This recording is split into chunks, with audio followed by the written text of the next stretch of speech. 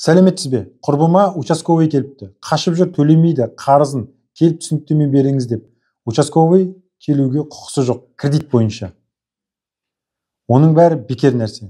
Кейде участковый келуі мүмкін, я хабарлап ана жақтан микроқаржы ұйымы болсын, банк болсын, біреулер хабарласып сөйтіп жіберуі мүмкін. Бірақ енді ондай жағдайда участковыйға айту керек. Сіздің бұл жерде келуге құқыңыз жоқ, ретіңіз емес.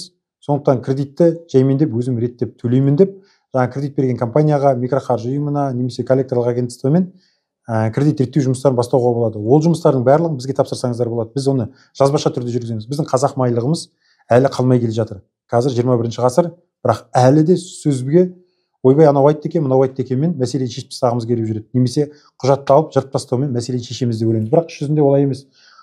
Барлық әрекетіміз жазбаша болу керек. Біз осының бәрін жазбаша түрде жүргізіп, ретке келтіріп береміз, яғни кредит реттеу жұмыстарын. Егер де сіздің жаңа участковый келді дегеніңіз мәселесі осыған сәйкес келетін болса, осы ақылды алып әрекет жасаңыздар. Ал енді басқа қарыздар бойынша, тағы бірдемелер бойынша болуы мүмкін, ол енді бұл оның барлығын кеңес кезінде толық біле алады. Сондықтан құрбыңызға айтыңыз, заң ғана жүгінсін, жағдайдың бәрін ашып, түсіндіріп, не істеп, не қою керек екенін айтып береміз.